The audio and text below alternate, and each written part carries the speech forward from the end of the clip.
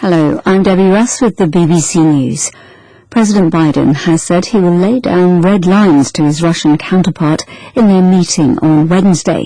Speaking after a summit of NATO leaders, Mr. Biden acknowledged that he faced a tough opponent in Vladimir Putin, and he said he was ready to cooperate with Moscow if it chose to do so, but would respond if Russia continued its harmful activities. I'm going to make clear to President Putin that there are areas where we can cooperate if he chooses, and if he chooses not to cooperate and acts in a way that he has in the past relative to cybersecurity and some other activities, then we will respond. NATO leaders have warned of the growing threat posed by China to the security of the alliance. The Secretary-General of NATO, Jens Stoltenberg, warned that Beijing was coming closer through its military activities in the North Atlantic and Africa, in cyberspace, and through Chinese investment in NATO members' critical infrastructure. Plans to end coronavirus restrictions in England have been delayed for 4 weeks because of rising infections. Prime Minister Boris Johnson said the extra time would allow many more people to be fully vaccinated against COVID. Here's our political editor, Laura Kunsberg.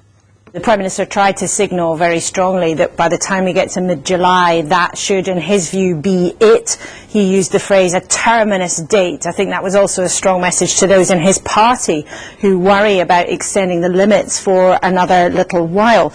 But I think it was also clear, listening to the Prime Minister and the top medics, that they just didn't really feel that they had any choice here. They said that this decision would prevent thousands of deaths with the way that the Delta variant has been spreading.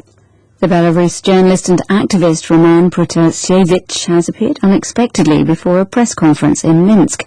He was detained last month after the flight he was on from Greece to Lithuania was forced to land in Belarus. Journalists had been told the Belarus authorities were holding a press conference to provide more details on why the Ryanair flight had been made to land. And when Mr. Protasevich appeared, the BBC News team left so as not to validate his forced appearance. Our correspondent Jonah Fisher reports.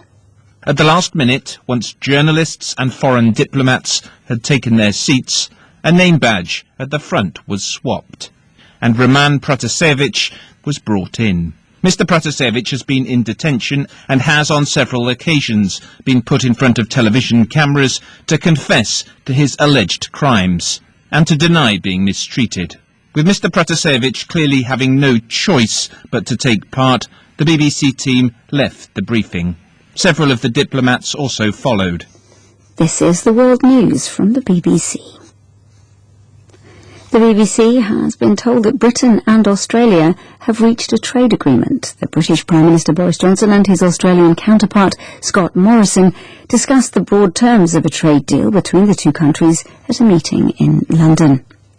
The Brazilian government says it will deploy a special security force to protect the Yanomami indigenous reservation from illegal gold miners who've been encroaching on villagers.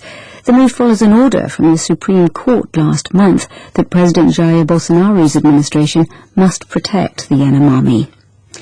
The outgoing chief prosecutor of the International Criminal Court says she has asked judges to allow her to open a full judicial investigation into murders carried out during the war on drugs in the Philippines. Fatou Bensouda said that following a 3-year preliminary inquiry, she had determined that there was a reasonable basis to believe that crimes against humanity had been committed. Rachel Wright reports. In one of her last acts before stepping down as chief prosecutor, Fatou Bensouda has asked judges at the world's only permanent war crimes court to authorise a probe into allegations that police in the Philippines unlawfully killed thousands of civilians between 2016 and 2019. The Philippines left the ICC in 2019 after the court launched a preliminary examination into President Rodrigo Duterte's drug crackdown. But Ms. Bensouda said it could investigate crimes committed while the country was still a member. Prosecutors in Canada have added a terrorism charge to a 20-year-old man accused of deliberately running over and killing 4 members of a Muslim family earlier this month. Nathaniel Veltman already faces 4 counts of first-degree murder and 1 of attempted murder. The alleged attack took place close to a mosque in the city of London in Ontario. That's the latest BBC News.